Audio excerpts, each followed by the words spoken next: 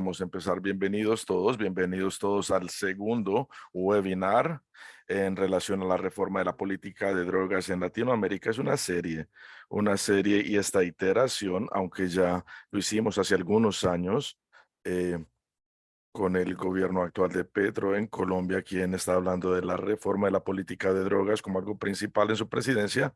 Así que estamos explorando las posibilidades, no solamente en Colombia, sino también en otros lugares. Y la sesión de hoy es precisamente para empezar a profundizar en otros lugares, en la reforma de la política de drogas, en otros lugares en Latinoamérica, buscar diferentes puntos de convergencia y vamos a explorar por qué es importante y qué es lo que está ocurriendo en estos otros países. El estándar o obviamente todo esto queda registrado. Si tienen preguntas, tomamos preguntas escritas. eh, por favor, les pedimos que utilicen el cajoncito para preguntas en la parte inferior de la pantalla. Trataremos de responder todas las preguntas. Sí, haremos el mejor esfuerzo para poder responder todas las preguntas si nos alcanza el tiempo. Pero antes de darle la palabra a Ana Arjona, profesora de Northwestern University, quien ha sido una tremenda colaboradora, eh, ella nos va a enmarcar la discusión de hoy y va a empezar la conversación, pero antes de hacer eso quiero presentarles a los panelistas. Tenemos a Angélica Durán Martínez, profesora asociada y directora de estudios globales en el programa de PhD en la Universidad de Massachusetts Lowell. Muchísimas gracias, Angélica, por estar con nosotros. También tenemos a Javier Osorio, profesor asistente en la Escuela de Gobierno y Políticas Públicas en la Universidad de Arizona y también es el fundador de Academia para el Análisis de Seguridad. Bienvenido, Javier. Muchas gracias por estar con nosotros. Y último, pero no, Tiago Rodríguez, profesor, Instituto de Estudios Estratégicos, Universidad Federal Fluminense, y es el fundador del Centro de Estudios Interdisciplinarios de Psicoactivos. A ti también gracias, Tigo, por unirte desde Brasil. Así que sí, esta es la conversación que tenemos preparada para hoy. Antes de que se me olvide, estamos grabando todo y vamos a tener un video disponible a más tardar mañana, un video del seminario, en caso de que alguien tenga que salir temprano o en caso de que alguien quiera volver a escuchar lo que digamos hoy. Así que con esto, Ana, te doy la palabra y de nuevo muchísimas gracias por ser comoderadora conmigo y por ser una gran colaboradora en esta serie. Gracias, Ken. Hola a todos, gracias a todos, a mis colegas y a mis amigos. Sí, anticipábamos mucho esta conversación y quiero darles dos palabras en relación al tema del seminario de hoy. Cuando pensamos en relación a la política de drogas en Latinoamérica, usualmente tenemos conversaciones muy específicas y mucho del trabajo que hacemos como académicos o como organizaciones se enfocan en los temas que los diferentes países confrontan, sus debates, la opinión pública y la opinión gubernamental en los distintos países. Lo que queremos hacer en el seminario hoy es pensar en las políticas que tendrían sentido para toda Latinoamérica como bloque. Bien, y yo pienso que vamos a tener dos partes.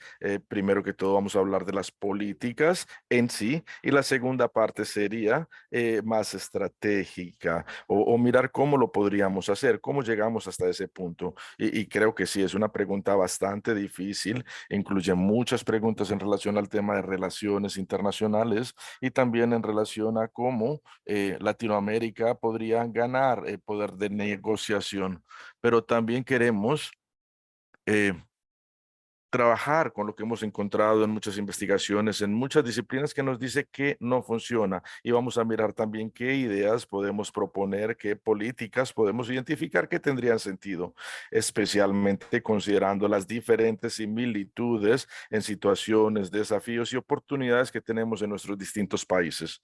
Bien, entonces con esta idea invitamos participantes que conocen sus países muy bien, países con diferentes desafíos. Unos de estos países producen muchas de estas sustancias, otros las trafican, otros tienen mucho consumo.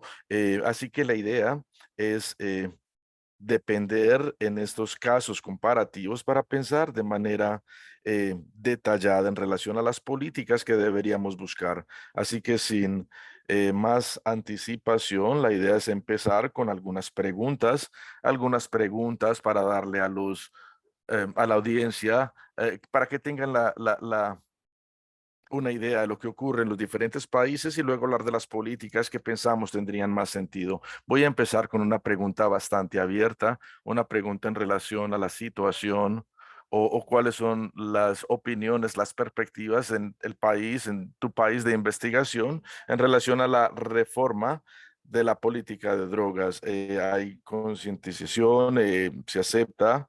eh, bueno, países en los cuales los regímenes de leyes no hayan sido efectivos. Empecemos con Angélica. Bueno, muchísimas gracias, Ana. Muchísimas gracias, Ken, por la invitación. Voy a hablar en términos muy generales de la región y posiblemente al avanzar la conversación entraremos en detalles. Eh, eh, Alrededor del 2009, 2010, yo creo que empezamos a ver un cambio muy radical en relación a la conversación de la reforma de la política de drogas en la región. Temas que eran tabú se volvieron temas más abiertos, las conversaciones se volvieron más abiertas y creo que existen diferentes razones, las tendencias y la dinámica de la violencia en la región, especialmente el caso de México, yo creo que nos llevó a empezar eh, a pensar mucho en nuestras políticas en contra de las drogas si el crimen no estaban funcionando y también las comisiones de presidentes latinoamericanos en drogas y democracia también tuvieron un efecto cascada.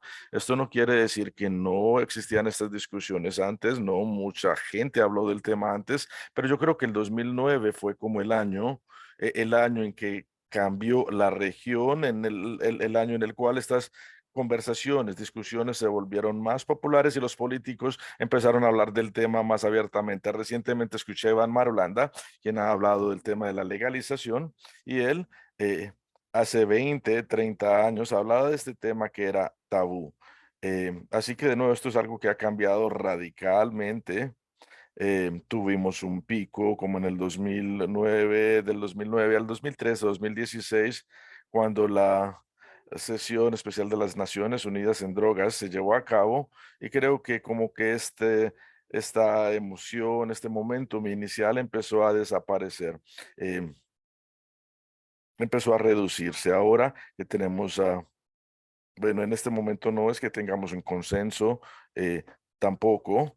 eh, Entre los distintos países, bueno, sí existe un poco más de consenso. Las regulaciones, por ejemplo, del cannabis actualmente tienen más consenso comparado con la regulación de otras drogas como cocaína y, y de nuevo hay mucho menos consenso en relación a un régimen alterno para regularlo. Así que, bueno, actualmente hay más espacio para esta discusión y esto cambia también de país a país. Los países en el cono sur, Colombia, México, Brasil, bueno, en estos países estas conversaciones han sido más generalizadas. En Centroamérica el tema es más tabú. Hablar de estos temas de la reforma de la política de drogas es más tabú y también hay muchas variaciones en la opinión pública. Así que con esto paro para darle el paso a mis colegas. Tiago. Bueno, primero que todo, Ana, gracias Ken, gracias Ana por la invitación, es muy, muy importante.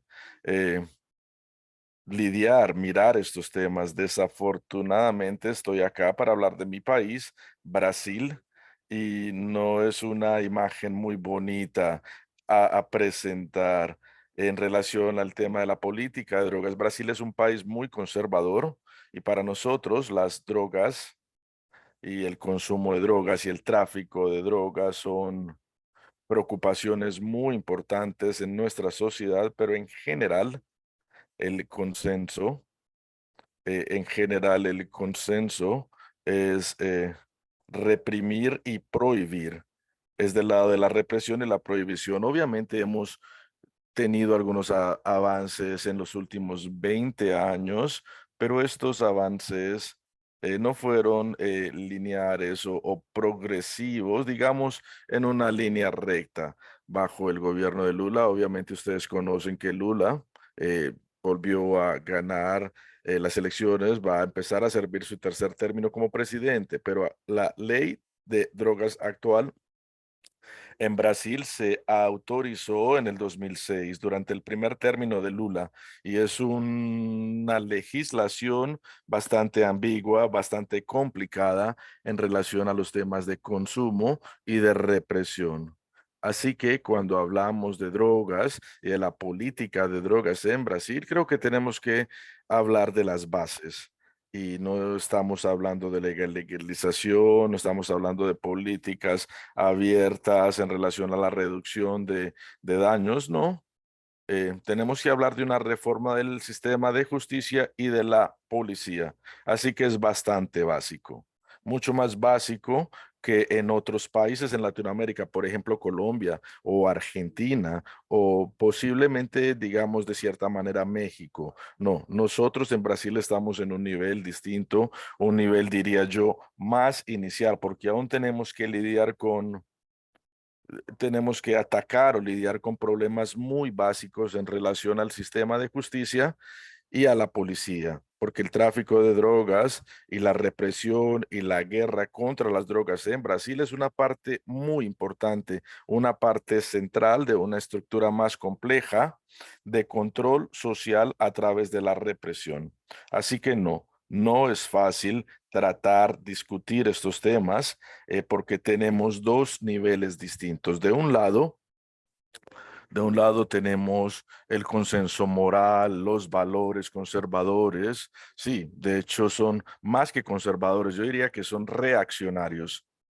Son reaccionarios. Una parte importante de la sociedad brasilera quiere, de hecho, devolverse en el tiempo a los tiempos cuando éramos más conservadores en Brasil. Y de otro lado tenemos un tema, un problema muy concreto. eh, en relación a la reforma del sistema de justicia y de la policía. Esto es un tema que afecta a la ciudadanía. Por eso es que yo digo que tenemos que lidiar con los temas básicos, fundamentales en Brasil. Necesitamos una discusión más elemental. Eh, Temas de ciudadanía, por ejemplo, el derecho a tener derechos. Y la mayoría de nuestra población que está conectada directamente con la guerra en contra de las drogas y son personas de las favelas, de los guetos, gente conectada con el crimen organizado y son personas que sí, son de hecho el objetivo de nuestras leyes en drogas y de nuestras leyes de eh, política eh, pública, de políticas públicas. Así que para resumir mi primer participación, yo diría que sí. Obviamente en este momento tenemos más conciencia, estamos más concientizados en relación al tema comparados con hace 20 años. Hace 20 años éramos muy pocos investigando y hablando del tema de la política de drogas en Brasil. Bueno, sí, hoy también tenemos un escenario más optimística, pero en relación a la política pública, la discusión pública y la opinión pública es un tema muy, muy complejo. Bueno, gracias, Tiago. Es tu turno, Javier. Sí, buenos días a todos. Gracias, Ana. Gracias, Ken. Es un placer compartir ese espacio con ustedes y con Angélica y con Tiago. Bueno, creo que para tratar de entender mejor el nivel de consenso, primero que todo deberíamos preguntar consenso entre quién, la opinión pública o los funcionarios gubernamentales, porque creo que desafortunadamente son dos debates distintos, son dos discusiones en distintos niveles. A nivel de opinión pública, como Angélica menciona, creo que hay una concientización en aumento de la población de las consecuencias negativas de la guerra en contra de las drogas y de la criminalización de las drogas. Muchas personas verían bueno, algunas encuestas en México y en Colombia indican que hay mayor apertura de parte de la población en relación a considerar la legalización de diferentes drogas o diferentes políticas que posiblemente no sean tan punitivas o tan dañinas para la población en general. Si los números más recientes que he visto en México, 67%, sí, 67, la mayoría de la población está abierta a considerar alternativas a la guerra en drogas y está dispuesta a considerar el tema de descriminalizar las drogas, especialmente la marihuana. El debate en relación a otras drogas no es tan alto. Estoy hablando de metanfetaminas, opioides, cocaína y otras drogas sintéticas. En relación a estas drogas hay muchísima más resistencia. Pienso que no hay mucha apertura, pienso que no hay mucho consenso en relación a las alternativas. De nuevo, estoy hablando de otras sustancias que no son marihuana. Y parte de lo anterior, creo que, como Tiago mencionó, hay un sector muy importante de la población que es bastante conservador y también hay muchísimo estigma que se ha generalizado entre toda la población. Estigmas no solamente para los usuarios, sino estigmas también en relación al miedo que lo que ocurriría o la violencia, la inseguridad que se crearía si se legalizan las drogas. De nuevo, ese estigma no tiene ninguna base en investigación, es simplemente una percepción, pero es una percepción muy, muy fuerte que yo creo previene debates basados en evidencia. Y obviamente estos debates requieren más conocimiento del que tiene la mayoría de la población. Pero sí, creo que a nivel general de la población hay mayor espacio para discutir, posiblemente también hay mayor indulgencia en relación al tema de consumir droga y también temas en relación al estigma. Muchos países en Latinoamérica también tienen agendas muy conservadoras, eso es simplemente la realidad de la distribución de nuestra población. Así que de nuevo, ese es uno de los consensos. De nuevo, no es un consenso completo para abrir los mercados, ¿no? Estamos abiertos a discutirlo, pero no creo que sea lo mismo, que la situación sea igual en relación a los funcionarios gubernamentales, que son quienes lideran las discusiones en el Congreso, ¿no? De hecho, solo hay unos pocos países en Latinoamérica que han tenido cambios de política substanciales, nacionales como visión nacional. De nuevo, esos no son comunes.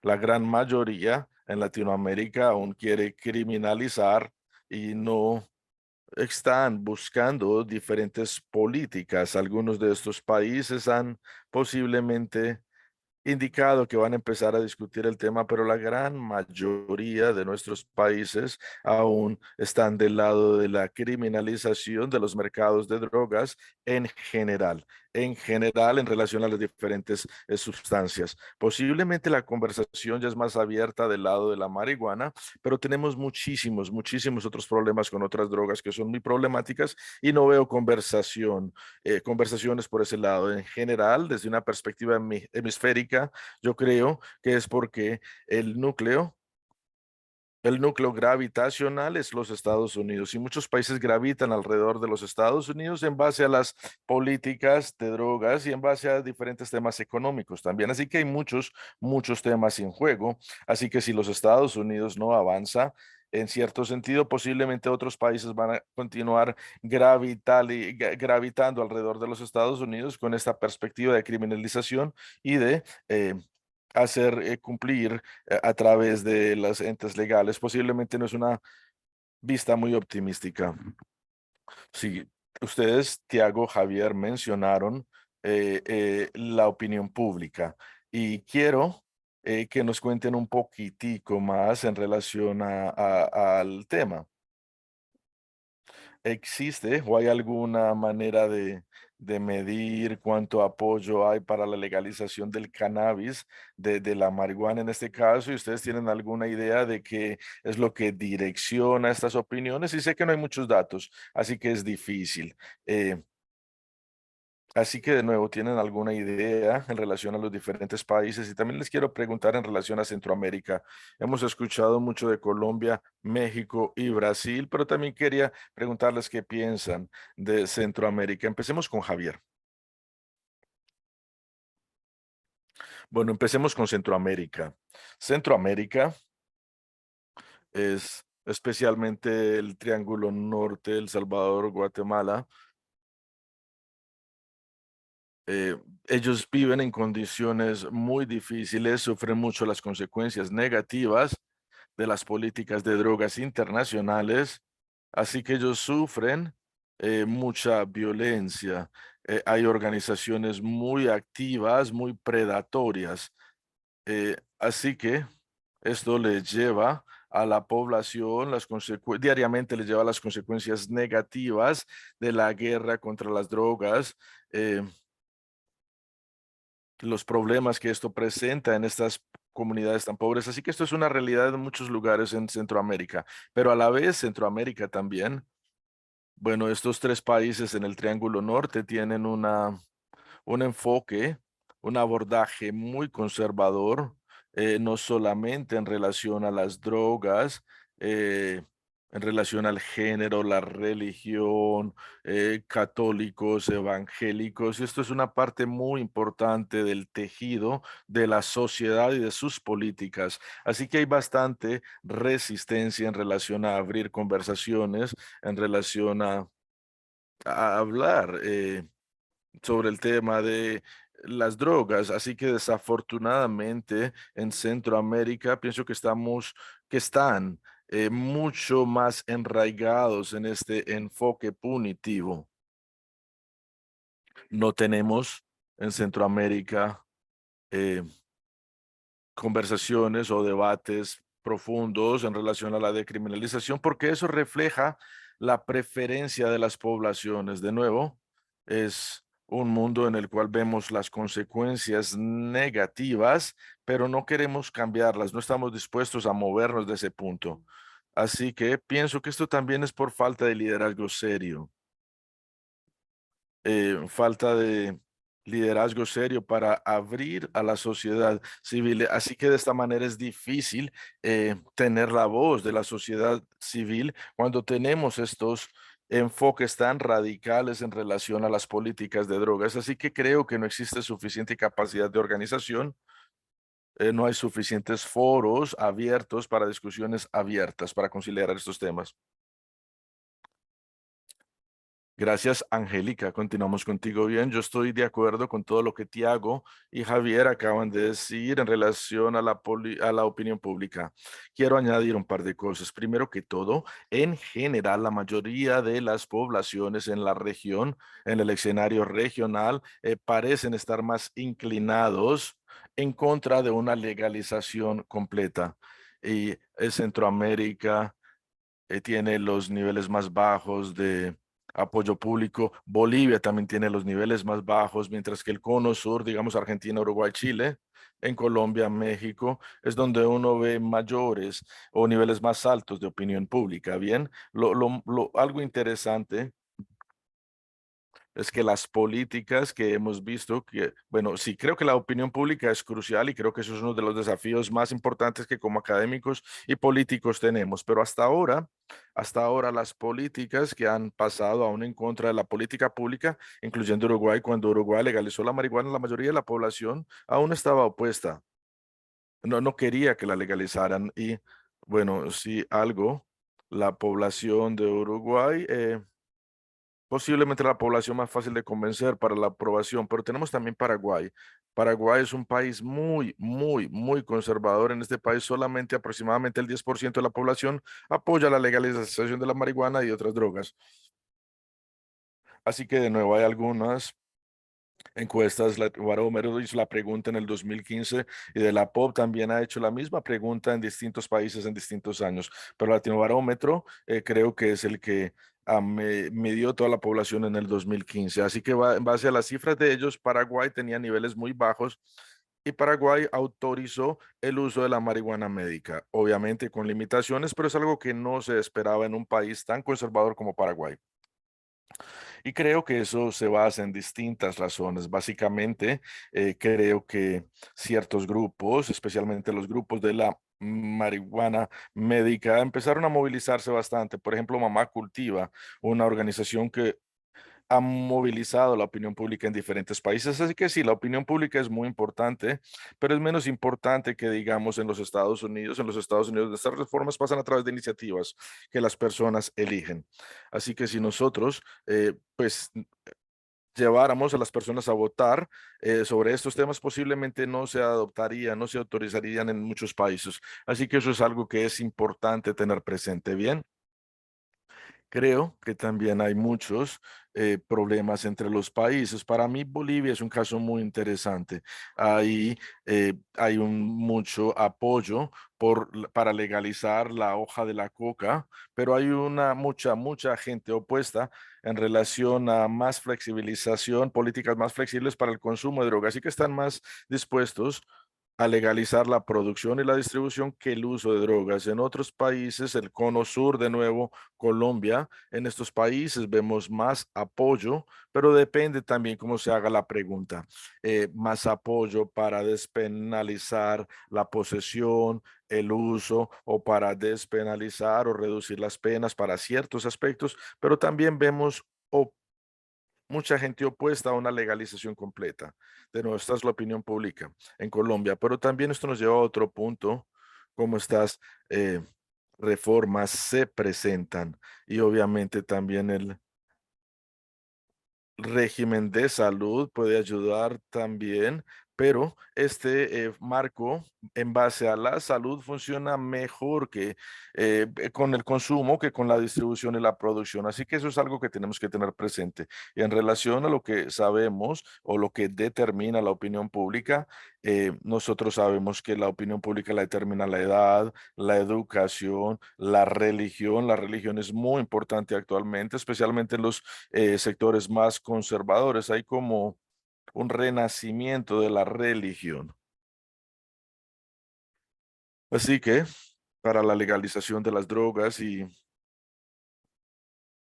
creo que temas de políticas de seguridad también, pero creo que de nuevo lo interesante es que todo esto está anidado en las tradiciones de los diferentes países y como Javier dice, en Centroamérica hay tradiciones distintas, tendencias distintas en relación a la opinión pública. Lo último que quiero decir en esta intervención es que creo que mucha de la percepción o la manera en que podemos convencer en relación a este tema tiene que ver con lo que Thiago mencionó anteriormente, es que posiblemente las personas no confían en el gobierno, en que el gobierno lo regule, porque ven corrupción y ven represión de parte del gobierno. Hay un estudio reciente que determinó que la confianza en las instituciones y la percepción en relación a los problemas de salud afectan la opinión pública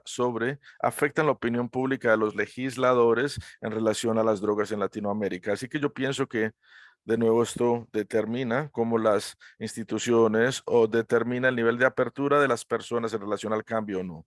Pero algo es que mucha de la discusión en relación a la reforma de las políticas en contra de drogas son bastante elitistas también, y eso es algo que tenemos que tener presente también. Bueno, gracias. Continuamos con Tiago. Bueno, a pesar de los esfuerzos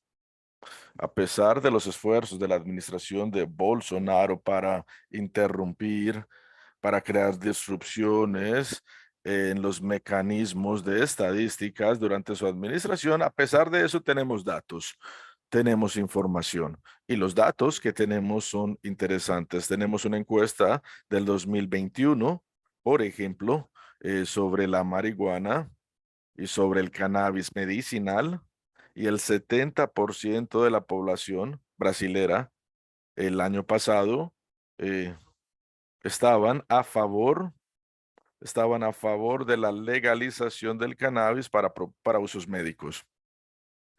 Y aproximadamente el 67% estaban en contra de la legalización de las otras drogas o del uso de cannabis o del uso de cannabis recreacional. Así que sí, en Brasil tenemos más o menos establecido, tenemos establecida una opinión pública y también tenemos decisiones de la Corte Suprema que han generado espacio,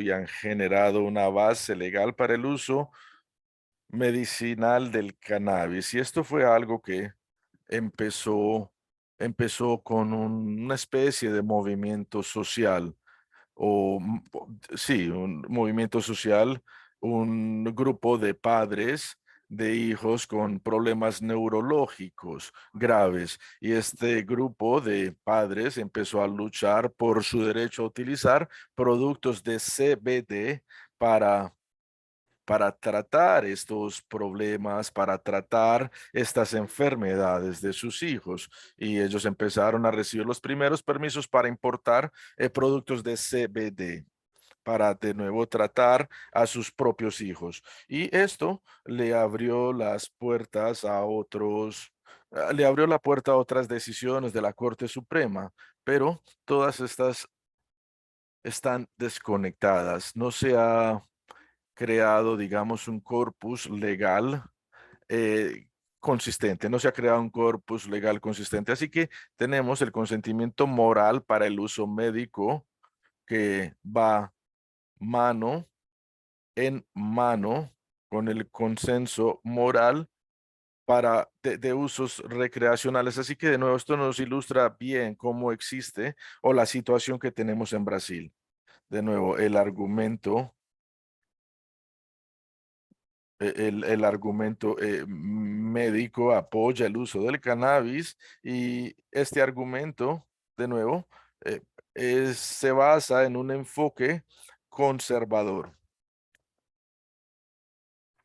Sí, tenemos de un lado el derecho de estos niños que están sufriendo, el derecho a recibir tratamiento y también tenemos el tema de que, bueno, si los componentes del cannabis eh, que no tienen propiedades psicoactivas y estos componentes se pueden tolerar y se pueden permitir.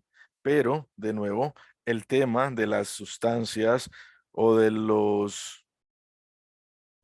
tema de los psicoactivos aún está del lado conservador de la agenda.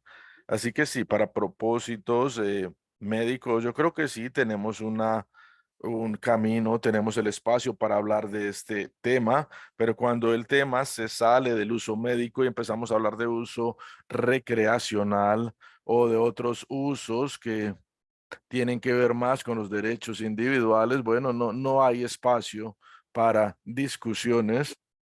eh, no hay espacio para discusiones, solamente estas discusiones se llevan a cabo en grupos muy pequeños, grupos intelectuales, grupos muy restringidos y grupos muy aislados en nuestro escenario actual en Brasil.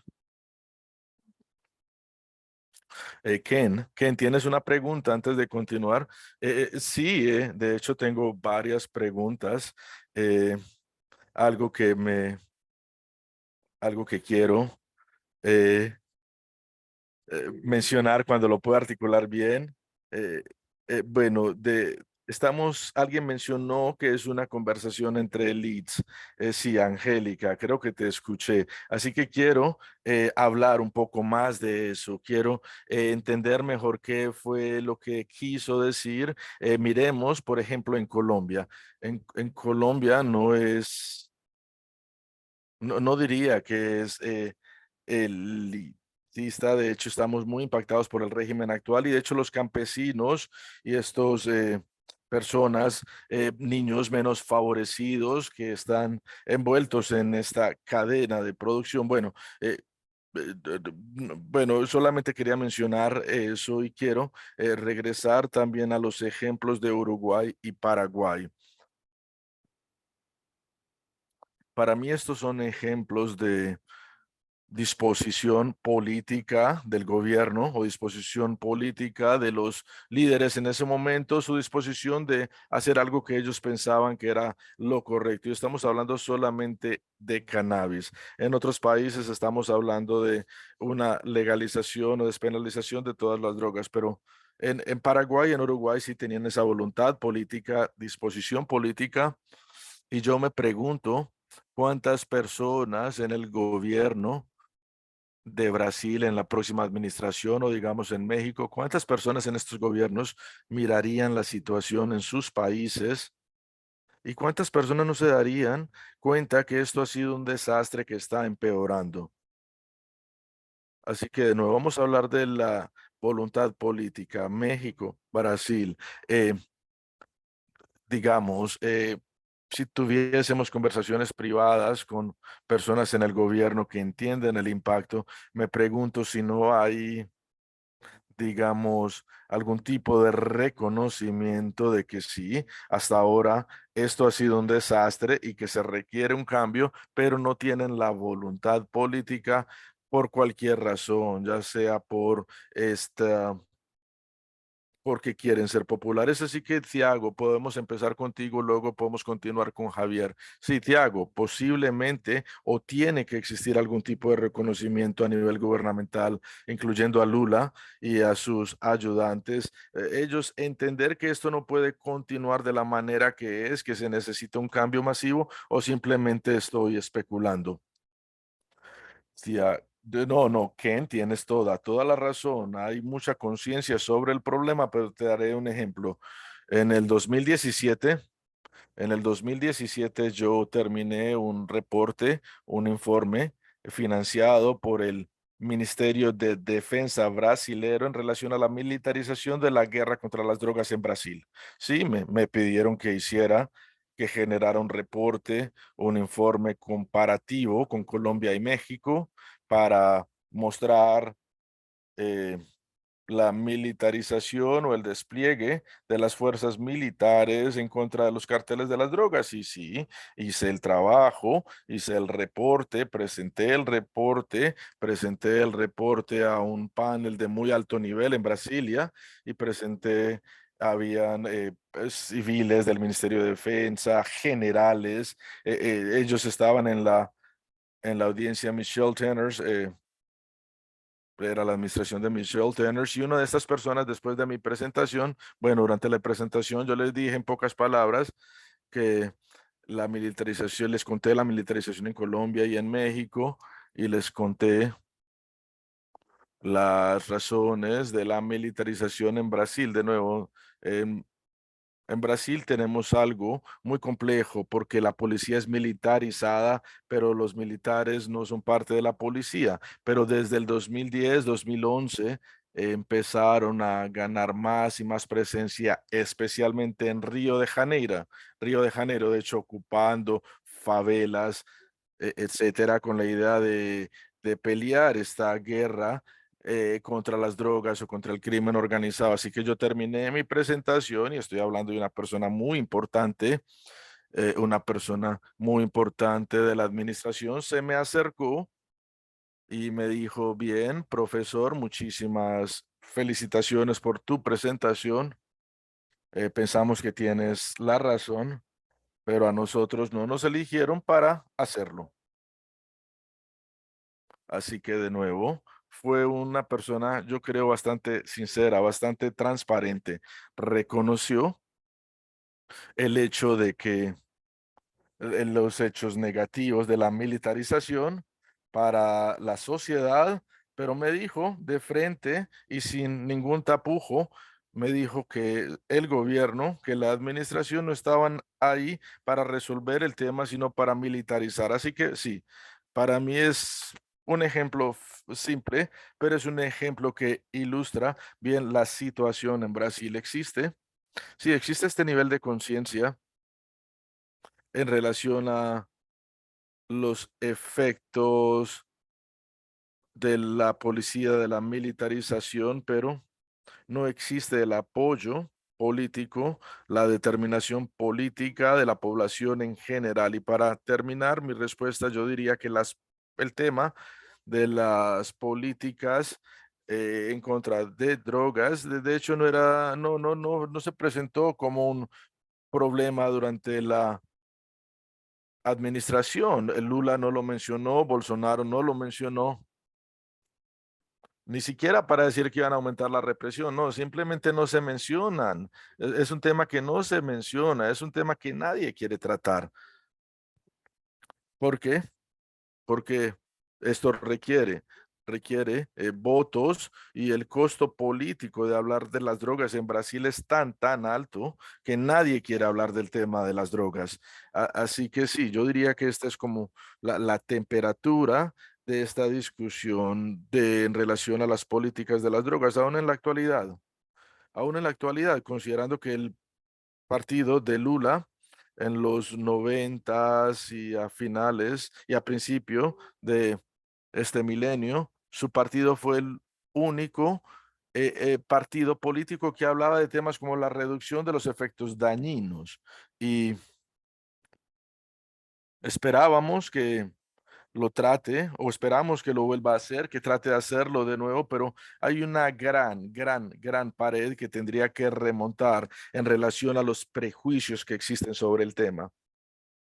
Y la estructura política,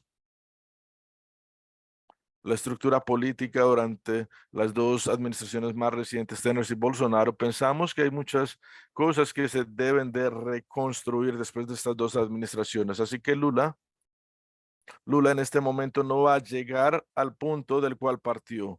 En este momento, Lula, cuando regrese, va a confrontar una situación muy difícil, una situación de hecho peor de la que existía cuando salió de su administración en el 2010. Sí, muchísimas gracias, Tiago. Sí, la diferencia con Colombia en el cual han existido dos expresidentes.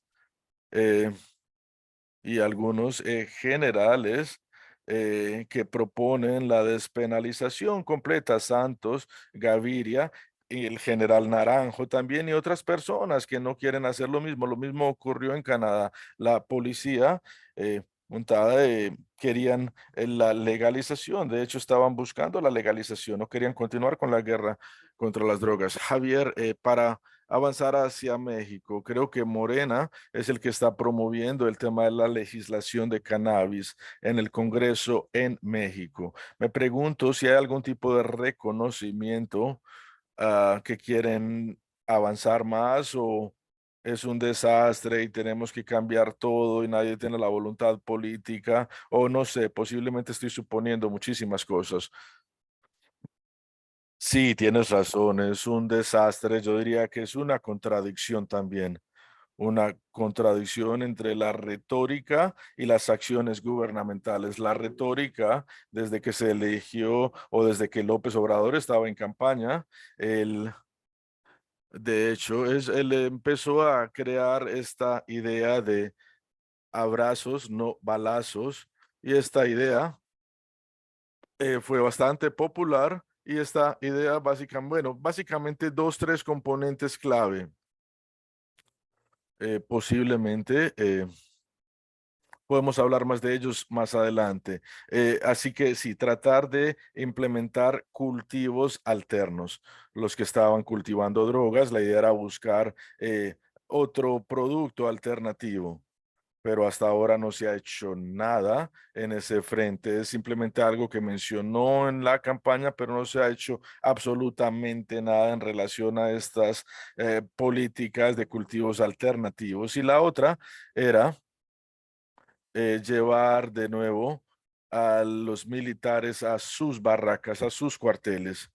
Y de hecho, hemos visto lo contrario. La retórica sí habla de reducción de daños, pero los militares están actuando completamente. De hecho, están actuando más de lo que actuaban antes. Y a nivel de partidos hay discusiones. Morena ha recibido bastante resistencia y no solamente desde los partidos de la oposición, sino también oposición interna dentro de su propio partido. Y de nuevo, esto es en relación a esto tiene que ver con el estigma que no deja avanzar estas conversaciones a nivel local. A nivel local, algunos estados han tratado de despenalizar el uso médico y en algunos casos el uso recreacional de las drogas, pero en general la discusión en México, en general a nivel gubernamental, no avanza no avanza hacia la despenalización o hacia la reducción de daños o hacia enfoques de salud. No, desafortunadamente la discusión es como más liviana y de hecho el gobierno está haciendo lo contrario de lo que se dijo. Un ejemplo,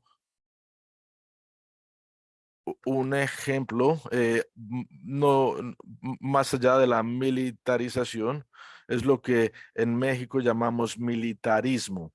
El ejército no solamente es responsable de la guerra contra las drogas, sino que están haciendo muchísimas otras cosas. Por ejemplo, están construyendo infraestructura, están gerenciando aeropuertos, y esto es debido a los altos niveles de corrupción. Así que sí, están administrando diferentes aspectos y esto le ha dado al ejército muchísimo poder, además de su rol inicial de proteger al país, ¿no? En este momento también están haciendo cumplir las leyes a nivel doméstico, así que sí, le ha dado el nivel al ejército y esto en ocasiones ha llevado a a la desaparición de estudiantes,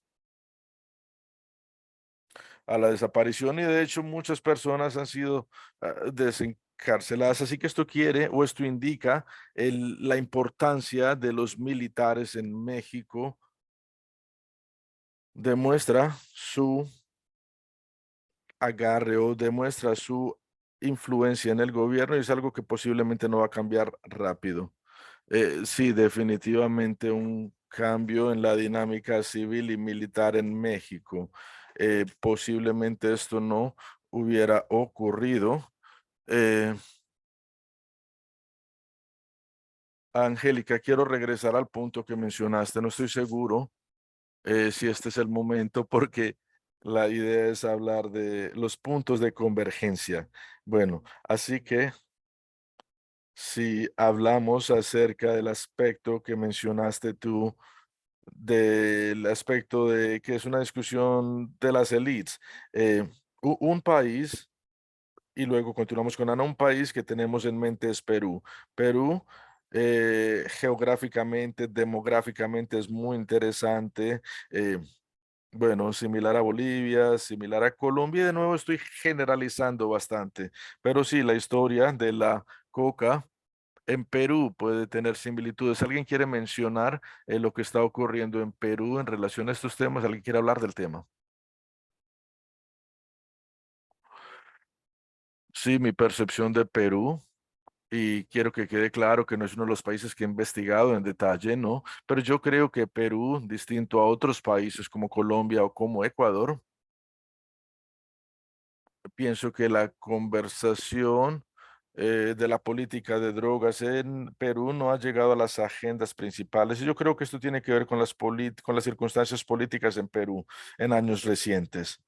Y no es que no existan las discusiones, pero creo que han sido menos prominentes y es precisamente porque tienen otros temas en la parte otros temas priorizados en la agenda. Y sí, hablaste de voluntad política, y si me refiero a lo que mencionaron Javier y Tiago, sí, se necesita voluntad política en diferentes sectores, pero las condiciones de los partidos y las condiciones de los países determinan cómo se haría. Y yo creo que eso es lo que ha ocurrido en Perú. Perú ha estado en un estado constante de desorden en años recientes y hay muchas cosas que está ocurriendo y entonces posiblemente este tema no es una prioridad. Perú ha tenido discusiones con Colombia, con Bolivia en relación a la legalización del uso de la coca, desarrollos alternos en relación al tema, pero otras partes de la discusión, de esta discusión, han sido silenciados y no se pueden tratar abiertamente. Así que, bueno, lo que yo pienso es que no es un tema prominente por fuera de Perú por las razones que les acabo de mencionar. Así que, bueno, esa sería mi respuesta o mi reacción a la pregunta. Tiago, Javier, ¿quisieran complementar la respuesta? Sí, quiero mencionar un poquitico más, pero no solamente, quiero hablar al país vecino, Bolivia. La política de drogas en Bolivia pienso que es bastante específica, interesante. El sistema, el gobierno, de hecho, despenalizó la producción y de hecho regulan bastante de la producción, pero aún continúan con la erradicación, regulan en las áreas legales y erradican en las áreas ilegales. Pero algo que tenemos que tener más en el radar es mirar las incentivas de quién supervisa. Eh, el gobierno tiene sus unidades de erradicación, pero en sí la administración de cuánta coca se produce es a nivel organizacional. El gobierno otorga licencias a cooperativas para que ellos produzcan y si estas cooperativas eh, exceden la producción, esto quiere decir que parte de la producción va para el mercado ilegal.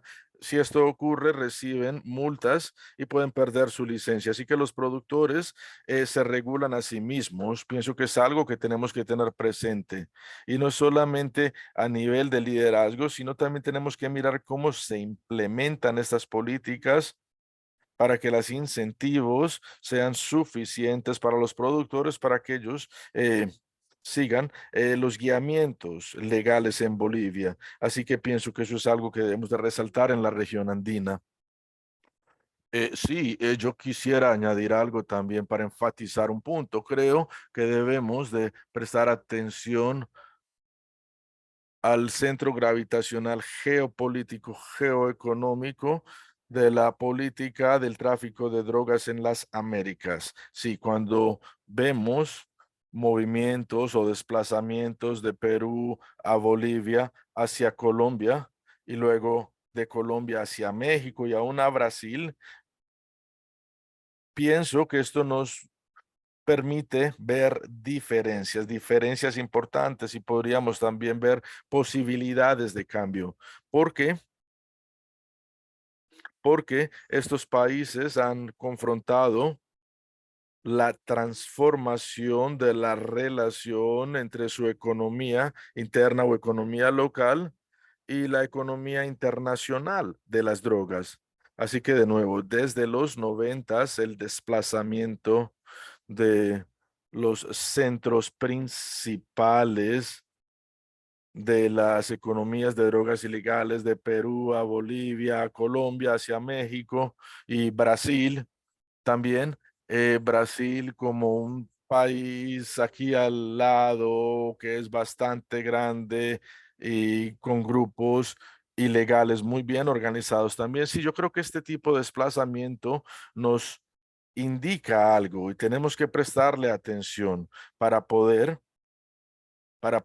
mirar cómo las diferentes políticas de drogas pueden implementarse cuando, digamos, la región o el país gana o pierde relevancia en esta economía de las drogas. Sí, gracias. La discusión que Javier inició en relación al modelo de Bolivia de control social, pienso que sería un muy buen puente para pasar a nuestra siguiente sección. Esta sección es en relación a las políticas que creemos tienen sentido en Latinoamérica como bloque. Nos quedan 37 minutos, 4 áreas, pero las 4 áreas no son importantes para toda la región. Pero empecemos con producción. Producción es importante para algunas regiones, el tráfico es importante para todas las regiones, pero hablemos de la producción. ¿Cuál es su opinión en relación a las políticas que tendrían sentido no solo para un país, sino para distintos países? Y empecemos con el tema de la producción y podemos empezar con Javier, que mencionó el modelo de Bolivia. Hay María Alejandra Vélez escribió un reporte en relación al modelo de control social en Bolivia y lo tenemos en el sitio web. Si alguien está interesado en el tema, lo puede encontrar y leerlo. Sí, gracias, Ana. La producción es un problema clave para Latinoamérica debido a su ubicación geográfica, condiciones geográficas y condición política, pero pienso que debemos de dividir las producciones. ¿Producción de qué? Producción de la coca está en algunos lugares en Latinoamérica, la producción de marihuana está repartida en muchos más otros lugares y otro rol importante en relación al mercado de consumo en los Estados Unidos, es importante, pero también tenemos producción de drogas sintéticas y las políticas para estas pueden ser completamente distintas, pero en relación a la producción agrícola, coca y marihuana y posiblemente algo de amapola también en México. Yo pienso que desarrollos alternativos es una política que tiene el potencial de ser exitosa si se alinean todos los componentes y los componentes serían no solamente brindar subsidios o incentivos o compensación económica para los productores o para los cultivadores para que estos produzcan otras cosas, digamos piñas o lo que sea, en vez de plantar cultivos ilícitos. Pero todo esto debe de venir acompañado de un plan de negocios, lo cual no hacemos normalmente. El apoyo gubernamental normalmente llega tarde, es muy burocrático, tienen que planear meses anticipadamente, así que las políticas gubernamentales y la producción normalmente no están alineados. Otro tema es la sostenibilidad de estas políticas. Con el cambio de agencias gubernamentales y administradores, siempre tenemos el riesgo de que el próximo gobierno en 4, 5 o 6 años, siempre existe el riesgo de que el gobierno que viene va a eliminar los subsidios o los planes de desarrollo alternativo. Y de nuevo esto afecta, empeora las condiciones de las personas que viven de esos cultivos y además, además del apoyo a los cultivos alternativos, tenemos que mirar la cadena economía económica de no solo la cadena económica que lleve a la comercialización.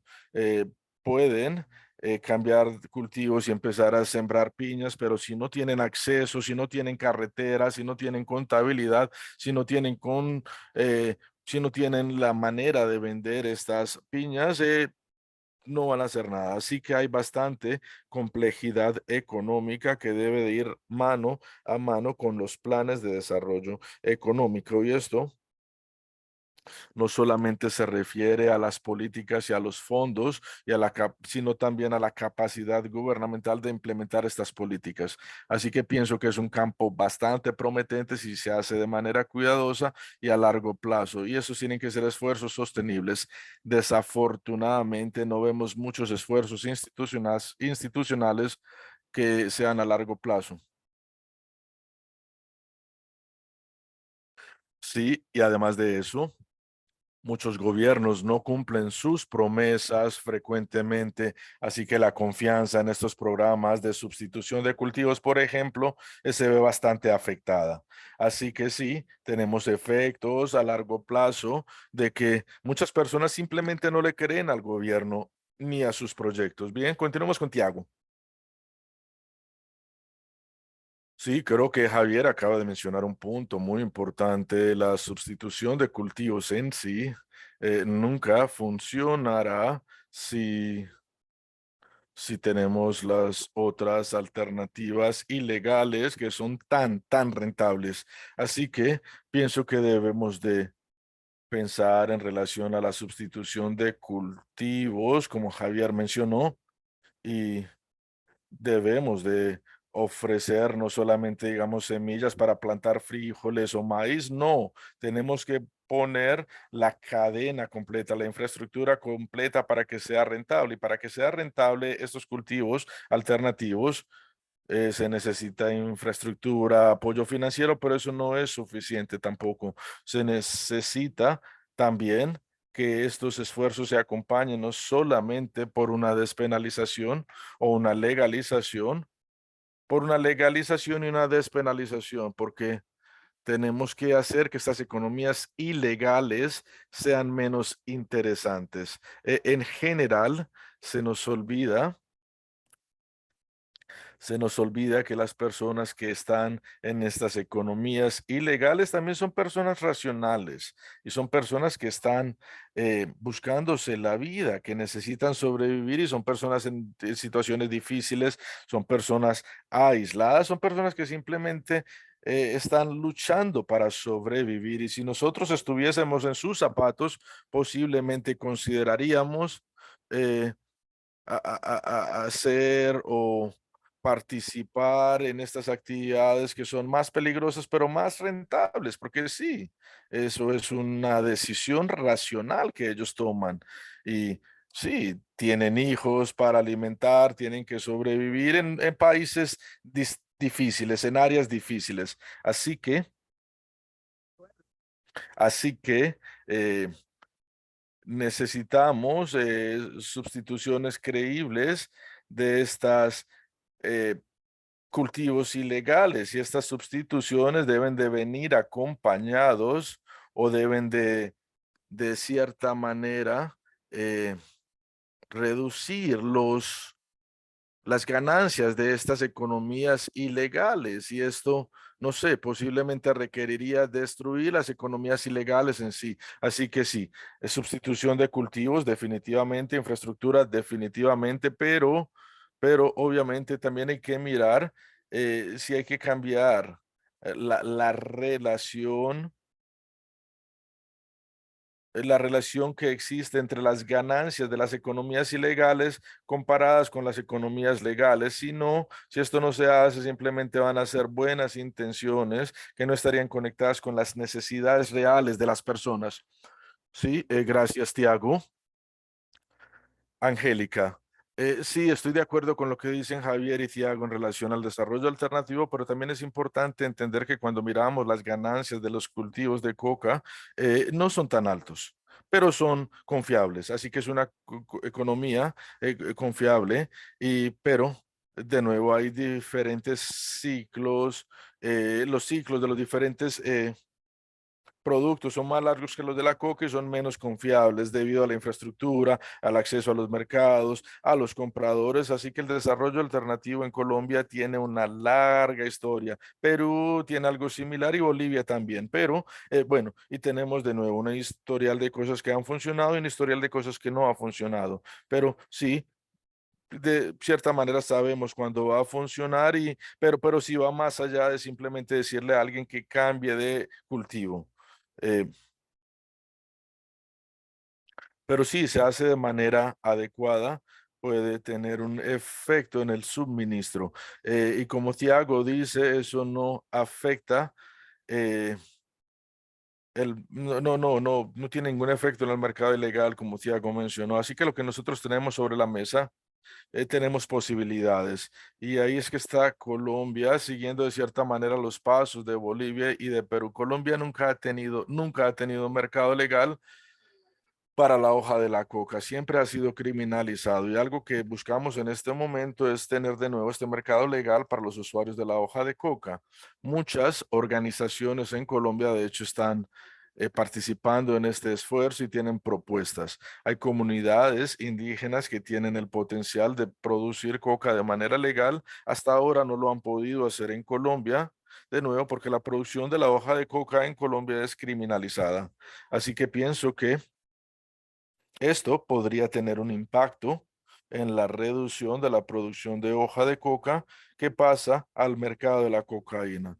Bolivia es un caso exitoso hasta cierto nivel. Si miramos los datos, podemos ver que desde que Bolivia implementó su sistema, se ha reducido la producción de coca. Tomás Resafian, quien ha trabajado con las comunidades que producen coca en Bolivia, ha determinado que es bastante difícil para el gobierno boliviano mantener esa línea, mantener la línea entre, bueno, esto es producción legal de hoja de coca y no vamos a permitir el uso o la producción ilegal de coca. En muchas comunidades en Bolivia dicen y piensan que si su hoja va a un mercado de cocaína no les importa, pero creo que eso, de nuevo, es un caso muy específico de la dinámica boliviana y esto se debe a la movilización política de los cultivadores de coca o cocaleros en diferentes regiones.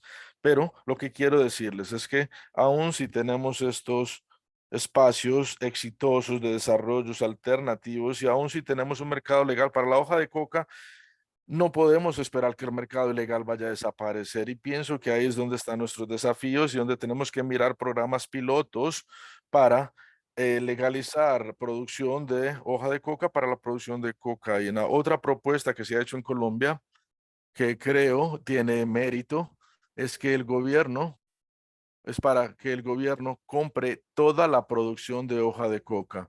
De esta manera podríamos prevenir que ésta se utilice para propósitos ilegales. Bueno, yo creo que esta propuesta tiene algo de potencial para reducir el suministro de hoja de coca que se utiliza para la cocaína, pero de nuevo, siempre que exista un mercado ilegal de cocaína, el problema no va a desaparecer y es nuestro desafío principal y es lo que tenemos que tratar de pensar como región porque si pensamos solamente como países individuales, siempre vamos a tener el mismo problema. ¿Qué va a ocurrir con estos incentivos del mercado ilegal que son más rentables? Bien, pero bueno, después de haber dicho todo esto, estas políticas que les menciono, de nuevo, crear mercados para el uso legal de la hoja de coca, eh, pensar eh, sistemas alternativos de desarrollo, sí, estos pueden tener un impacto en la reducción del suministro, pero creo que siempre vamos a encontrar la misma barrera. Así que de nuevo, la creación de mercados legales para marihuana y cannabis, pienso que tiene bastante espacio, como Thiago mencionó, el apoyo para el cannabis medicinal ha aumentado, lo cual no se refleja en el uso recreacional, pero sí creo que es más posible. Y de nuevo, eso aún sería una parte importante del mercado, especialmente para Colombia y Paraguay. Así que sí, algo que posiblemente podemos decir en relación a estos países y en relación a los impactos de la legalización. Tenemos que pensar en los problemas, mercados negros, mercados grises, fiscalización, impuestos, etcétera. Pero para la cocaína sería más difícil. La cocaína tenemos que preguntarnos, ¿quién? Con heroína, marihuana, cannabis médico. Tenemos actores que participan, pero hasta ahora no hemos tenido un mercado legal para la cocaína, así que no sabemos mucho de los actores. Si nosotros fuésemos a pensar en relación a estos escenarios extremos, eh, ¿cuál sería el mercado legal de la cocaína? Es algo que tenemos que mirar y algo cuando mencioné también eh, que esto era un debate de las élites. No quiero decir que no hay comunidades marginales que hayan participado en los debates, especialmente los productores de plantas. Pero bueno, cuando hablamos de la producción y el tráfico de drogas, el debate tiene que ver más de cómo sabemos que no han funcionado las políticas porque algunas veces los actores criminales no las dejan que funcione. Y todos estos son temas que estudiamos en la academia, pero no creo que la población tenga la información o avance en esta dirección. Así que de nuevo, como académicos y como políticos, nuestros argumentos muchas veces pues, para nosotros, pero eso no quiere decir de que sean lógicos para la población general. Y esto es especialmente cuando hablamos de la producción y la distribución, porque son los temas más difíciles. Creo que algunas de las reacciones más comunes de las personas es que si legalizamos esto, legalizamos a estos actores criminales que promueven la violencia en nuestras comunidades. Esa es una de las reacciones que frecuentemente las personas tienen. Así que, sí, y esto es especialmente cuando hablamos de producción y distribución. Sí, gracias, Angélica. Quiero añadir dos cosas para las personas que conocen eh, Colombia. Está bien establecido que en Colombia los cocaleros no ganan mucho dinero, eh, pero algo también que ocurre en los mercados ilegales, que no se puede hacer a través de lo que tiene el país de manera legal es que de nuevo estos actores criminales de hecho resuelven ciertos temas de infraestructura. Ellos llegan a las diferentes regiones y compran la hoja de coca o la pasta de coca. Así que eso es difícil. El desafío de compartir con estas estructuras ilegales es difícil porque no existe una economía legal en la cual digamos, vayan estos compradores y vayan hasta el cultivo de coca a comprar la producción. Así que la diferencia entre estas dos situaciones es bastante, bastante grande. También quiero decir que la idea de pilotos es algo que presentamos en nuestro último seminario y podemos debatirlo en relación al tráfico. Y una de las conclusiones a las cuales llegamos en este seminario pasado es que si pensamos en relación a la legalización de la cocaína, hay muchos desafíos logísticos e institucionales que sería bueno, primero hacerlo con marihuana, utilizar la marihuana como una experiencia de aprendizaje. Tenemos experimentos en Colombia, una comunidad en la región del Cauca que está utilizando, que está cultivando de manera legal la hoja de coca y ha funcionado por algunos años. Así que estos son pilotos que podemos mirar. Bueno, vamos a hablar del tema del tráfico. Angélica ya mencionó distintos temas. Por ejemplo, cuáles serían las políticas que podríamos imaginarnos para la región. Año tras año vemos países que sufren en relación a los problemas del tráfico y solamente tenemos 20 minutos y queremos hablar de consumo también, así que por favor seamos concisos. Empecemos con Tiago. Sí, es una preocupación muy importante en Brasil y no sé si sabes, pero Brasil es uno de los países con las mayores poblaciones encarceladas en el mundo. Los datos más recientes indican que tenemos aproximadamente 900.000 personas encarceladas y nuestro crimen organizado es un crimen organizado que empezó en las prisiones. Lo mismo, casi lo mismo ocurre en Venezuela, bueno, y en Colombia, pero sí es distinto al caso de México. Nosotros tenemos nuestro propio crimen organizado y nuestros traficantes o nuestro tráfico de drogas tiene dos ramificaciones, uno afuera y uno dentro del sistema de cárceles y la otra parte está en las comunidades pobres.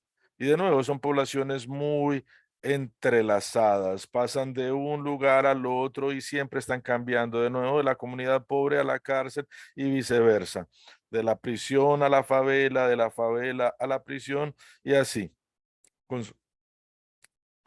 Y creo que lo primero que debemos de hacer es parar de arrestar a los que rompen, que quiebran la ley con ofensas menores en relación a drogas.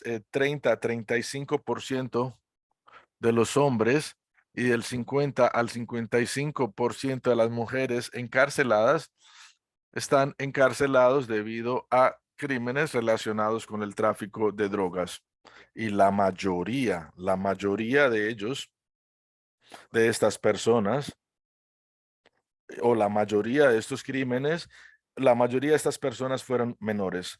Así que parar estos arrestos masivos, encarcelaciones masivas de personas de las favelas y de personas de lugares con dificultades económicas. Pienso que parar esos arrestos es algo crucial, porque en general a estas personas se les arresta, se encarcelan y ellos llegan a estos grupos de crimen organizado que existen dentro de las prisiones.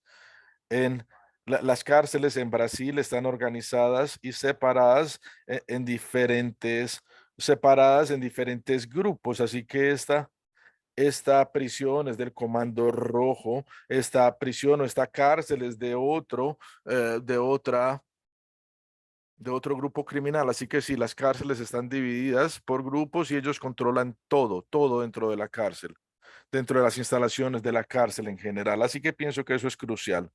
Bueno, lo segundo, que también es muy importante, es una intervención mayor en relación en relación al enfoque de seguridad pública con el tráfico de drogas. Tenemos un enfoque militarizado, tenemos a la policía también, gendarmes policías, que es como una policía militarizada, y tenemos a los militares también, como les mencioné anteriormente.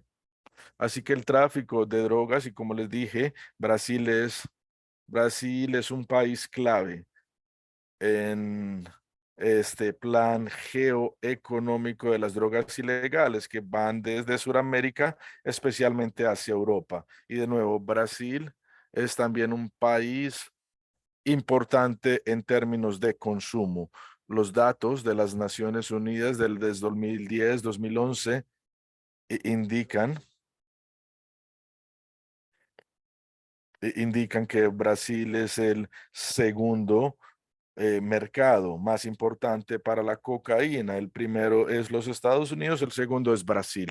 Información de las Naciones Unidas. Así que Brasil no es simplemente un corredor de drogas ilegales que van hacia África o hacia Asia o hacia Europa o aún hacia los Estados Unidos. No, Brasil también es un mercado en sí mismo. Así que el tráfico de drogas y el consumo están muy conectados en Brasil y pienso que crear una disrupción en estas entidades de crimen, en estas entidades organizadas criminales en Brasil, pienso que creará una disrupción en el sistema que brinda la energía y de hecho el alimento del crimen organizado, en otras palabras, es la fuente. La fuente de esta energía es el sistema carcelario y los encarcelamientos masivos que Brasil las últimas 3 o 4 décadas. Gracias, Tiago. Javier. Bueno, desde la perspectiva de México, pienso que el desafío más importante son las consecuencias de interrumpir el tráfico. Al alejarnos de las áreas de producción a las áreas de tráfico, el precio de las drogas aumenta porque se necesita más seguridad, se necesita más logística, se necesitan todos estos compartimientos escondidos, caletas, hay que sobornar al gobierno, etcétera, etcétera. Así que, de nuevo, al alejarse las drogas o al acercarse las drogas a sus puntos de venta, alejarse del punto de producción, aumentan su precio. Así que cuando estas drogas llegan al mercado mexicano han ganado muchísimo valor y tenemos agencias definitivamente gubernamentales que interrumpen el tráfico y esto crea bastante violencia. Estos grupos criminales empiezan a pelear en contra del gobierno y esto también genera violencia entre diferentes grupos criminales porque esto envía señales. Por ejemplo, este grupo ya no lo protege el gobierno, entonces vamos a atacarlos para controlar este corredor o estas instalaciones de producción en México. Así que ese es uno de los desafíos principales de interrumpir estas rutas. Así que de nuevo, la interrupción de este tráfico tiene muchas consecuencias negativas, violencia, corrupción, efectos negativos sobre la población, porque muchos de estos grupos hay veces atacan a la población de manera predatoria a través de extorsión, desaparición forzada. De nuevo, la idea o lo hacen para continuar generando recursos para compensar por los recursos que han perdido cuando se interrumpe el tráfico. Así que eso es una de las cosas que el gobierno mexicano tiene que confrontar de nuevo, confrontar las consecuencias de atacar el tráfico de drogas.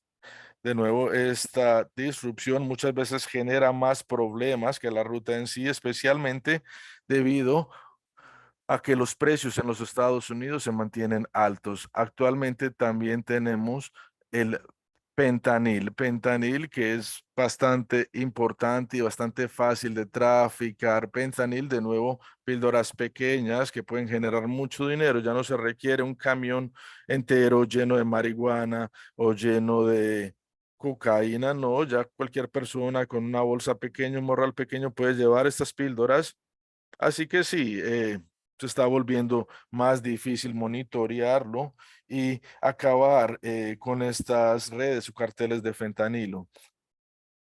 Otro punto importante que quiero mencionar es el papel que tiene los Estados Unidos eh, en relación a la disrupción y sabemos que la presión de los Estados Unidos para reducir el fentanilo o la metanfetamina es bastante importante, pero el consumo de estas drogas no es importante en México, aunque tenemos al de consumo de marihuana, la droga que más se consume en México, se estima que del 4 al 6% de la población consume, la cocaína está muy por debajo y las otras drogas, de hecho, no es común que se consuman otras drogas. Sin embargo, la presión del gobierno de los Estados Unidos para atacar a los productores de fentanilo y metanfetamina generan problemas de violencia en México. Así que, de nuevo, de cierta manera están tercerizando este tráfico en México y la población mexicana sufre las consecuencias negativas. Así que sí, ah, el incremento de precios en México y en los Estados Unidos, el interrumpir el tráfico también, todos estos tienen efectos muy negativos en la población mexicana. Bueno, es exactamente lo que el presidente Cedillo mencionó hace algunos días en una conferencia muy importante en Bogotá. Y de hecho, lo que él dice es que el abordaje de los Estados Unidos ayuda a estos carteles en los Estados Unidos en temas de la distribución de fentanilo y otras drogas. ¿Alguien más, Ana, algún otro de los panelistas quiere abordar el tema? Bueno, sí, tenemos a Angélica, tenemos la participación de Angélica y luego vamos a hablar, bueno, no vamos a hablar de consumo porque nos estamos quedando sin tiempo. Entonces, bueno, escuchemos a Angélica y posiblemente Angélica, tú puedes continuar hablando puedes empezar a hablar del tráfico y luego nos puedes contar si, cómo ves la colaboración entre nuestros países latinoamericanos, si crees que es una prioridad y si crees que esto es viable, y luego continuaremos con Javier. Bueno, hablando del tráfico, yo creo que el desafío principal, bueno, sabemos todas estas cosas que no funcionan, sabemos que la represión, la encarcelación, sabemos que la interrupción, los impedimentos de interrupción o interdicción no han funcionado, así que muchas de estas cuando empiezan a controlar los territorios de estas organizaciones es muy difícil deshacerlo. Y pienso que ese es el desafío principal para los países de Latinoamérica, incluyendo Colombia, México y Brasil. Creo que una de las cosas que conocemos, algo que conocemos, además de las políticas que no han funcionado, algo que sabemos que deberíamos utilizar de manera más enfocada y de manera más planeada, son operaciones bien planeadas estratégicamente que consideran las condiciones políticas de los diferentes lugares. Pero creo que debemos de enfatizar más los temas de inteligencia para desmantelar las redes. Eh, el énfasis siempre ha sido encarcelar, digamos, los jefes del cartel o encarcelar a otros tipos de personas que cometen ofensas, pero cuando se han desmantelado las redes, no solamente a través de la represión, sino a través del sistema de justicia, por ejemplo, en Guatemala hemos visto, por ejemplo, y de nuevo, esto no se refiere exactamente al tráfico de drogas, pero pienso que sería un buen ejemplo en relación a cómo podemos atacar estas redes. De nuevo, considerar los actores en sí, los políticos, de hecho, todos los miembros de esta cadena ilegal que opera. Y pienso que eso puede ser muchísimo más efectivo que simplemente encarcelar de manera no, sin discriminar simplemente en cancelar. Y algo más, otro desafío que tenemos es que estos mercados son transnacionales, pero la manera que funciona o que se ha entendido la cooperación transnacional no es la manera adecuada, creo. Hablamos de crimen transnacional en la región y decimos, por ejemplo, que los mexicanos o PCC están en distintos países, pero no entendemos bien cómo funcionan las redes. sin separar los roles. Así que sí, mercados transnacionales necesitan actores en todos los lugares de la cadena, pero eso no quiere decir exactamente que estos grupos operan en diferentes áreas.